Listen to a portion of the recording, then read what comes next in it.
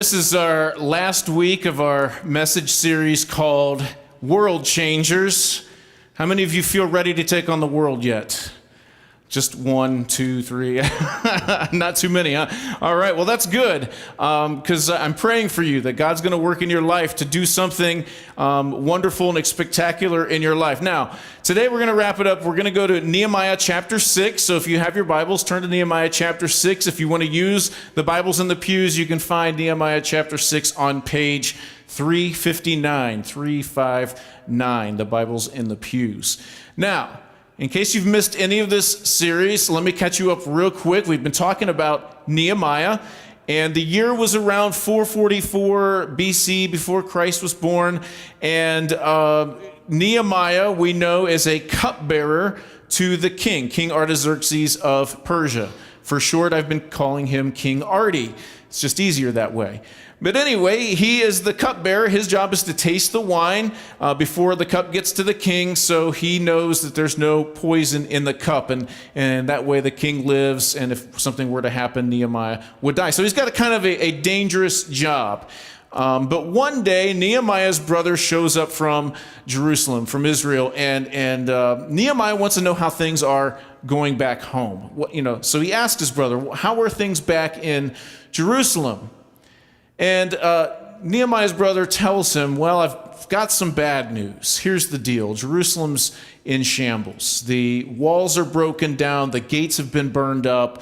The city is just very embarrassed. They're embarrassed before the countries around them, and they're embarrassed especially before God, because this was once a great city. This was once a great nation. These people were a proud people, and they were proud of their home, and now they're embarrassed because of what the city looks like.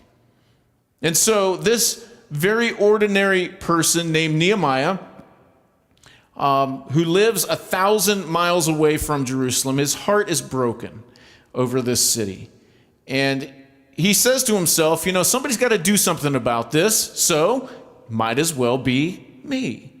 So Nehemiah, his heart is broken. He's got this extraordinary burden to do something about the city. He talks to God about it. If you remember that first message, he talks to God about it. And then he goes before the king and he requests from the king. He takes action. Can I go and help rebuild the walls of Jerusalem? The king says yes, when he could have said no. And Nehemiah goes to Jerusalem. He gets a group of people together. And there he is in Jerusalem, and he gets them excited about what's going on, about repairing the walls, and they start in on this project. And God uses Nehemiah, a very ordinary person, to do an extraordinary thing. And they complete the rebuilding of the walls of Jerusalem in just 52 days. Something that should have taken a long time, a lot longer than 52 days. It takes them only 52 days. Now, we're going to jump into Nehemiah chapter 6, right in verse 1 there. And remember, Nehemiah's writing, and he says, when word came to Sanballat, Tobiah, Geshem the Arab, now there's a new guy, Geshem the Arab, and the rest of our enemies, that I had rebuilt the wall, not a gap was left in it, though up to that time I had not set the doors and the gates. Now let's stop there for a second. Here's the deal. Nehemiah says, man, we're almost there. We're getting ready to complete this project. We've been doing what God wants us to do. Now something's going to happen. They're finishing and completing their mission, but here's what happens. A lot of times when we draw near to completing what God has given us to do, whether we're getting ready to launch into starting something for Him or completing something for Him, whenever that happens, the closer you get to doing what God has called you to do, the harder your enemy will fight to stop you. The closer you get to doing what God wants you to do, the harder your enemy is going to fight to stop you. Remember we talked about last week how Satan, he's like a lion looking for someone to devour. He comes to steal, kill, and destroy. He doesn't want you to succeed. He wants you to fail. So when you start doing something significant for God, all of a sudden, you've got more hurdles to jump over. You've been through a few, and we talked about that last week. You've been through a few hurdles, and now it's like all of a sudden the king of opposition comes against you. Satan sees that you're going to do something significant for God. He's going to throw something even bigger at you. And I believe God's moving some of you to do something significant for him. God is slowly turning some of you into world changers. Here's the deal. Get ready for opposition. Get ready for the opposition. And maybe you're going to do something as simple as decide that, maybe our whole family, we're going to start going to Sunday school. We need a little bit more Bible in our life. So we're going to start attending Sunday school here. Here's what's going to happen. On the way here, one of your kids is going to puke all over you. It's going to happen. Get ready for the opposition. That's what happens. You're getting ready to change the world or change something in your life, and the king of opposition shows up, and Satan's going to try to stop you. Maybe you've decided that our family's going to grow closer to God. Maybe to strengthen my marriage, I'm going to decide that I'm going to attend worship every Sunday, or I'm going to get involved in a small group, or I'm going to do something a little bit more with my wife, with my husband. We're going to do a little bit more to get closer to Jesus Christ and build a strong and healthy marriage. So what happens? On the way here or on the way to your small group, wherever you're going, somebody pulls out in front of you, and then all of a sudden, the huge argument breaks out in the car. She's yelling at you, you're yelling at her, and you're like, "Wah!" And you can't do it, and you don't even feel like going to church. This is why Dawn and I take separate cars to church. Not really. I get here a lot earlier than she does, but it helps, The king of opposition is going to show up in your life because that's what Satan does. He knows that you're going to do something significant for God. You're going to change the world around you. You're going to do something great for him. And so Satan is going to show up and throw you some kind of opposition. He's going to try to stand in your way. I don't know what your heart's been breaking over. From that first Sunday, we talked about how Nehemiah's heart broke for the walls of Jerusalem. I don't know what God is calling you to do, but the closer you get to what God has called you to do, the harder your spiritual enemy is going to fight against you. And now he's going to have two basic strategies that he's going to throw at you to impede your progress. He's going to try to knock you off the wall. All right, that's what Nehemiah's enemies tried to do. They tried to knock him off the wall. They tried to get him to come down from the wall. And here's how he's going to do it. Number one, your enemy is going to try to distract you. He's going to oppose you by trying to get you away from what you set out to do. Look at Nehemiah chapter 6, verse 2. Nehemiah continues, Sanballat and Geshem sent me this message. Come, let us meet together in one of the villages on the plain of Ono. Let me give you the first spiritual lesson today, and it's this. Never set up a meeting in a place called Ono. It just spells disaster, like, oh no, I better not go there, Just don't do it, all right? First spiritual lesson. But anyway, here's the deal. Nehemiah's enemies, they see Nehemiah succeeding at rebuilding these walls. They don't want him to succeed, so what are they trying to do? They're trying to get him to come down from the walls and meet us in a place called Ono. They're just trying to distract him. They're trying to get him away from his task at hand. And if you read the next phrase, some of you may have read it already, not only are they trying to distract him from that, but they're going to cause him physical harm. They have set out to cause him physical harm. Why? They don't want him to succeed. When you start moving forward and doing what God has called you to do, your enemy will try to distract you. And what's interesting about the distractions is that they're not these big distractions that he throws in our ways. They're the little ones. You know what I mean? But eventually these little distractions, they end up being huge distractions later on in life. Here's what I mean. Let's say you've set out to do something pretty significant for God. You're going to go out, you're going to change the world, you're going to do something really significant for God. But the first thing you need to do is sit down, maybe at your computer, and hammer out this plan. Here's how I'm going to do it. You're going to sit down and you're going to hammer out, put a step-by-step process in how you're going to change the world. So you sit down at the computer with your cup of coffee, of course, because those two go real well together. I like to work on the computer with my coffee. It's very important because I like caffeine. So you sit down, you feel the creative juices start to flow, right? And you've got it in your head how you're going to provide clean drinking water for the children in Africa. Maybe that's how you're going to change the world. I don't know what it is, but human trafficking, abused children, whatever you've set out to do in your mind that you're going to change the world, better marriage, whatever that is, you sit down, you're going to draw this plan out on your computer. And so you start typing. FACEBOOK.com, Facebook.com. Oh, I'll just check Facebook for a minute, Let's see what's going on out there in the world of Facebook, Let's see what my friends are up to. Just for a minute, and then I'll get to my project. And pretty soon you look up at the clock and 4 hours has passed. The little distractions, right? Satan's using whatever he can to get you away from whatever that significant thing is you're going to do for God. It's those little distractions that take you off the wall and away from what God has called you to do. Oh, I've got to clean the house. Oh, I've got to shovel the snow. Oh, the playoffs are on. I'll catch up later, with what's going on. Or, my fingernails need to be clipped. I better get on that right now. The little distraction. Anybody suffer from adult ADD? I'm there. You see a look, a bird.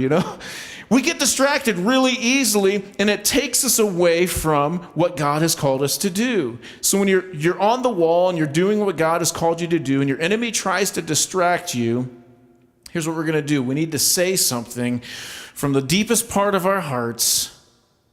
And we need to mean it with everything we've got within us. And here's the words. Write this down in your notes. I'm not coming down. I'm not coming down. Look at verse 3. Nehemiah says, so I sent messengers to them with this reply. They're trying to get him off the wall. And he says to them, I am carrying on a great project and cannot go down. I am not coming down, Nehemiah says.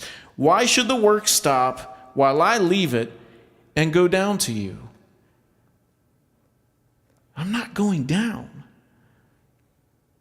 I think some of you need to internalize this because you got busy lives. You got a lot of stuff going on. You've got a family to take care of. You got kids that you need to take care of at home. You've got a business you're worried about, or you've got somebody, and one of your loved ones is in the nursing home that you need to look after.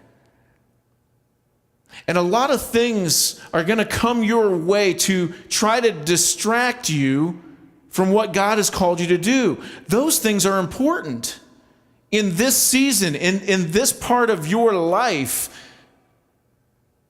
Maybe God's calling you to take care of those people, your kids, your nursing home patients, whatever it is, your job. I don't know what it is for you. And you need to say, so people are going to come along and try to pull you away from what's important in your life. And you need to say, I'm not coming down. Yeah, those things are probably significant. Those things you want me to do. Yeah, I get that. However, I've got something significant going on over here. I've got kids I got to take care of. This is my spiritual responsibility. This is what I need to do in this season of my life. I'm not coming down. Let's practice that together. Ready? I'm not coming down. That wasn't good. Come on, try it one more time. I'm not coming down. Get it in your heart and just realize I can be distracted with so many things in my life. I'm not coming down. I'm not going to be distracted from what God has called me to do. Maybe you're building a business, or you're a leader in this church, and you're changing the world one person at a time, or whatever it is, and someone invites you to play the softball team, or a hunting trip, or golf. Well, not today, but maybe ice fishing. Anybody ice? Well, anyway. Or to take part in whatever. They're trying to distract you from what your task is at hand for God. But this season in your life consists of doing a great work. What are you going to say? Come on. All right, I'm not coming down. I'm not going to do it. Maybe you're a college student, and you're involved in classes, and your friends want you to go to the beach for the whole week. Pretty tempting right now. right? But you know you can't. God has called me to be a student. This is what I'm supposed to do. This is pretty significant. I need to focus on my work. So what do you say? Man, you guys are weak today. Come on. I'm not coming down. I'm not going to do it. I'm not going to get distracted. God has called me to something very significant, and I'm doing this for him. I'm not coming down. I'm not going to be distracted. I'm not going to let the enemy distract me from what God has called me to do. Your enemy is going to try to distract you. Second, your enemy is going to try to discredit you. He's going to try to discredit you. If he can't get you one way, he'll try to get the other way. And we see this happen with Nehemiah in a couple different ways. I hope you're taking notes this morning. Write these in your notes. First, Nehemiah, his enemies try to discredit him by spreading rumors. By spreading rumors. Look at verse 5. Then the fifth time, they've come at Nehemiah 4 times already with trying to distract him from, trying to get him off that wall, trying to distract him from his job. The fifth time, Sanballat sent his aide to me with the same message. This time it's a little different. In his hand was an unsealed letter. And here's what was written.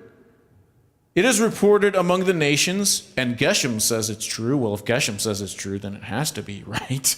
I mean, if you've been there, if another person says it's true, then it must be. Well, Geshem says it's true that you and the Jews are plotting to revolt, and therefore you are building the wall. Moreover, according to these reports, you are about to become their king, and have even appointed prophets to make this proclamation about you in Jerusalem. There is a king in Judah. Now, this report will get back to the king, so come, let us confer together. Let us confer together. They're trying to get him off the wall. And they've sent this message, an unsealed letter, so everybody can read it.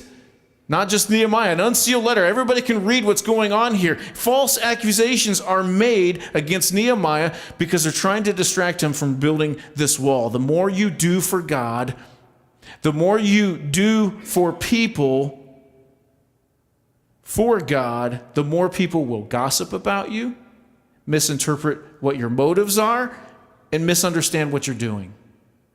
It's true. There was no truth in what they were saying about Nehemiah. There was nothing. In chapter 5, if you go back and read all of chapter 5, you're going to find that Nehemiah was the most self-sacrificial leaders ever. I mean, in that time. He could have had financial gain for himself if you read that chapter. He could have had all this stuff for himself, but he didn't. He could have taken food that was available to him as governor of the city right now, but he didn't. In fact, he took his own resources and he gave to the people and invested in the people to even help them get out of debt. He spoke on behalf of the poor. He did all these great things, but these guys come along and they falsely accuse him of doing some bad things. The more you do for God, the more people are going to talk about you and spread rumors. It's going to happen. So what do you do when that happens? We talked about this last week. Remember? You do what Nehemiah did. Take it to God and what? Take it to God and thank you. Get back to work. You take it to God and get back to work. Somebody's going to falsely accuse you of something. You take it to God, you pray, and what? Get back to work. Why do you let something get you down so much? Take it to God and get back to work. Get back on the wall. Get back to doing what God has called you to do, and don't let somebody else say what they say take you away from doing what God has called you to do. So they try to spread these rumors about Nehemiah. Well, that doesn't work. So they try something else. Here's what they try. They try to tempt Nehemiah to compromise his beliefs. They're going to try to get him to compromise what he believes in, to compromise what he's been taught as a human being. Now, a new character comes along in the story. In verse 10, we pick up the story there, and it says this. Nehemiah writes, "One day I went to the house of Shemaiah." Here's the new character. Shemaiah, son of Delaiah, the son of Mehetabel, who was shut in at his home. He said, "Let us meet in the house of God, inside the temple, and let us close the temple doors, because men are coming to kill you. By night, they are coming to kill you." So this guy tries to get Nehemiah to go into the temple. And for Nehemiah to do that would have been very wrong. He was not allowed to be in there. And so jump down to verse 12. He says, "I realized that God had not sent him," this guy Shemaiah, "but that he had prophesied against me because Tobiah and Sanballat had hired him. He had been hired to intimidate me so that I would commit a sin by doing this, and then they would give me a bad name to discredit me." All right? It would have been wrong for Nehemiah to go into the temple of God because of who he was. By law, he was not allowed to be in there. He wasn't a priest, wasn't a Levite. He wasn't allowed to be in there. And so this new guy, this Shemaiah, we find out was hired by Tobiah and Sanballat to try to get Nehemiah to compromise his beliefs. That's what our enemy wants us to do. He wants to trick us into doing something that goes against everything we believe in. To compromise. Nehemiah could have easily given in to this guy. Here's an important thing to remember. As you rise in effectiveness as an effective leader, it's very easy to start to believe that you're entitled to more than what you've been given. What do I mean by that? Here's how it could have played out in Nehemiah's mind. This guy Shemaiah brings this to me, and he could have said, "You know what? You're right, Shemaiah. I'm the man. I'm the man. You know, this wall thing, this whole ordeal, it's only happening because of me." And you can see his head inflating, and there's his head getting bigger and bigger, and saying, "Yeah, you're right, Shemaiah. I can't die. If I die, the work will stop. If these guys come along and kill me, the work will stop. I know I'm not allowed to go in the temple, but I'm the man. I should keep my life safe. Yeah, let's go into the temple." And so here's Nehemiah. He could have inflated his ego because he's a leader, and that's what happens to some of these leaders, and he could have compromised what he believed in. As you rise in effectiveness, your spiritual enemy will try to convince you that you are more than what you really are. And we see it a lot of times in leaders around us. They get these big heads. They think they start to think that they're more important than anybody else.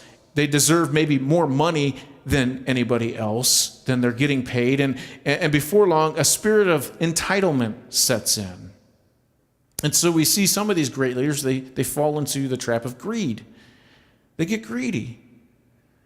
And if it happens to some of the best leaders in the world, it certainly could happen to any of us as well. So we got to be careful.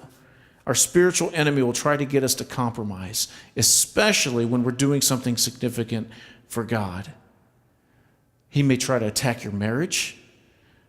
He may try to get you to think, "Oh, somebody else can fill my needs better than my spouse." He may try to attack your moral code, that personal expense you had last week. Well, maybe you could turn it into a business expense. Satan tries to get us to compromise what we believe in. Why? So that it might discredit what we're doing.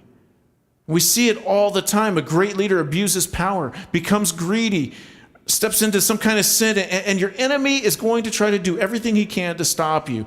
The closer you get to doing what God has called you to do, the harder he tries to stop you, fight to stop you. We're talking about finishing strong today. How do we finish strong? Well, we got to get over these hurdles. We got to fight back with the enemy, and we've got to say, "I'm not coming down." There's another phrase we need to say. I'm not giving up. I'm not giving up. We got to stay in the fight. We got to do what God has called us to do, no matter how much stuff comes against us. Now, no matter how many insults, no matter how many rumors are being spread about us, no matter how much our enemy is trying to trip us up and get us to do something wrong, we've got to stay in the fight. I'm not giving up. Look at what Nehemiah did after Shemaiah tried to get him to hide out in the temple. Verse 11, Nehemiah says, "But I said, should a man like me run away? Or should one like me go into the temple to save his life?" He says, "I will not go. I'm not giving up. I'm going to fight. I'm going to stand and fight what's going on." In other words, Nehemiah says, I came here to build a wall. I'm not stopping until the job is complete. I'm not giving up. I'm not giving up. I'm not giving up my good name. I'm not giving up my integrity. And especially, I'm not giving up my cause, because God has created me to do this in this season of my life. I'm not giving up. Now, here's what I want to do. Real quickly, I want to review the last 4 weeks of what we've been through. This series means a whole lot to me. Because I'm praying that God does something in you. Because I believe if God is doing something in you, He's going to do something in our community of believers here in Barberton. He's going to do something great in this congregation. And His Holy Spirit's going to move. And we as a people are going to grow in Him. I hope you're taking this to heart. So quickly, let's review. I hope you got this. In order to change the world, week number 1, we talked about how we've got to have compassion, how we need to pray, and we need to take action. If we want to change the world, we need those 3 things in our lives. In the second week, we talked about being a leader, a world-changing leader. So we had to do 3 things. Do you remember? We got to clearly define our mission. We got to clearly define our mission. We need to carefully make plans. Some of you got this. This is good. And we need to passionately inspire others. We've got to stop being a church that's uninspirational. We need to be excited about what's going on in our lives and what Jesus is doing through us and how we're changing the world, what God's doing in our lives. We've got to be inspired by that so that we can inspire others. We need to be excited about that, all right? Last week, we talked about when our enemy trying to distract us. We talked about how our enemy tries to discourage us from our mission. What do? Do you remember? Don't be afraid. Remember the Lord, what He's done for you, and fight for your cause. Fight for your cause. That we're going to get distracted. He's going to try to discourage us from what we're doing. People are going to insult us. Take it to God and get back to work. All right? Today, we've talked about this. When your enemy tries to distract you from your cause, what do you say? You say, I'm not coming and I'm not giving up. I'm not coming down and I'm not giving up. Now, what's the end of the story? What happens? Verse 15. Nehemiah says, so the wall was completed on the 25th of Elul in 52 days. In 52 days. Now, I've read all of Nehemiah. There's no lightning that comes down from heaven and kills all the bad guys, right? There's no magic cloth that you can use to succeed in this whole thing. You don't see any talking donkeys. Remember Balaam, son of Beor, and all that? There's no talk. There's nothing like that. What you see in Nehemiah is the miracle of God working through leadership and determination. The wall goes up, and the mission is completed in just 52 days. That's God working. And the question, again, I keep raising every week is, what can God do through you? God can use a normal, ordinary guy like Nehemiah. What can He do through you? Verse 16. When all our enemies heard about this, all the surrounding nations were afraid and lost their self-confidence because they realized that this work had been done with the help of our God. Isn't that cool? They know why Nehemiah and all these guys accomplished their goal. They know that it was because of God. and what he did through these men to complete this wall. They know that. And they're afraid of what's going to happen next. A work that everyone thought was impossible to get done, got done because God used this ordinary man to complete an extraordinary mission. What can God do through you? What can God do through you? Galatians 6:9, let us not become weary in doing good. For at the proper time, we will reap a harvest if we don't give up.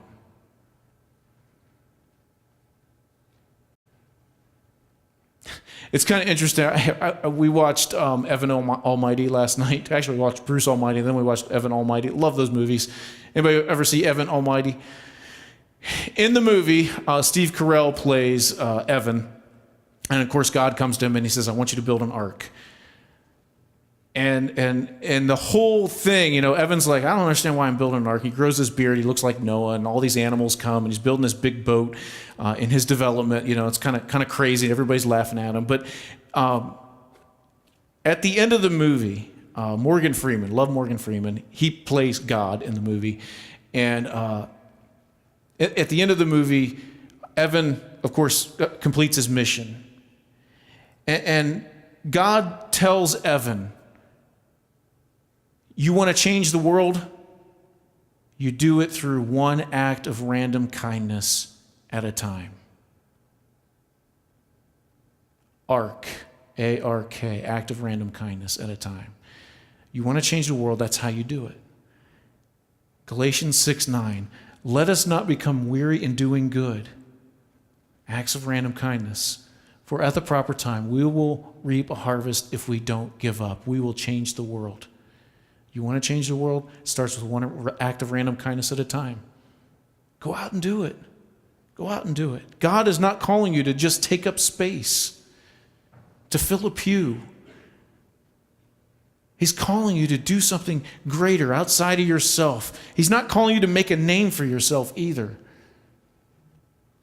He's calling you to do something to glorify Him. He's calling you to change the world. When you surrender to Him, then by His power, by His strengths, by His gifts that He's given you, by the people that He places in your life, you will do what everyone else thinks can't be done.